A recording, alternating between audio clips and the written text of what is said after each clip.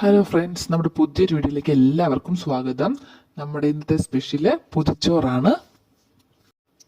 കേരളത്തിലെ ഓരോ കുട്ടികളുടെയും സ്കൂൾ ഓർമ്മകളിലെ മനോഹരമായ ഏടാണ് പൊതിച്ചോറ്.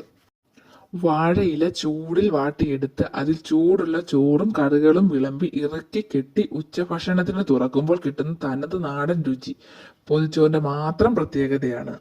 ഇനി നമുക്ക് നമ്മുടെ പൊതിച്ചോറിനകത്ത് എന്തൊക്കെ വിഭവങ്ങളാണ് ഉള്ളതെന്ന് നോക്കാം.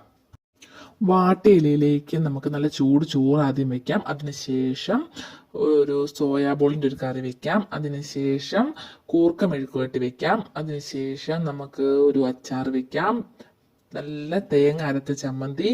അതിനുശേഷം പയറ് മെഴുക്കുവരട്ടി, മീൻ വറുത്തത്, മുട്ട ഓംലേറ്റ് അടിച്ചത്.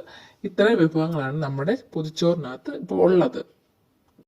ഇനി നമുക്കിത് നല്ല ടൈറ്റായിട്ട് കെട്ടി വെക്കാമേ. ഇങ്ങനെ കെട്ടുമ്പോൾ ചോറിന്റെ ചൂടിൽ കറികളുടെയും ഇലയുടെയും സുഗന്ധം പരസ്പരം കലർന്ന് ഒരു മാന്ത്രിക രുചി കൈവരിക്കും.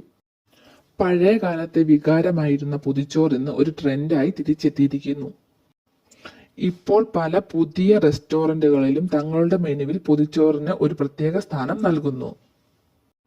തട്ടിക്കൂട്ടുന്ന ഭക്ഷണ സംസ്കാരങ്ങളിൽ നിന്നും മാറി തനിമ തേടുന്ന ഉപഭോക്താക്കളെയാണ് ഇത് ആകർഷിക്കുന്നത്. ഒരുപാട് ആളുകൾ എൻ്റെ വീഡിയോ സബ്സ്ക്രൈബ് ചെയ്യാതെയാണ് കാണുന്നത്. എല്ലാവരും ഒന്ന് സബ്സ്ക്രൈബ് ചെയ്തതിന് ശേഷം കാണാൻ ശ്രമിക്കണേ പ്ലീസ്.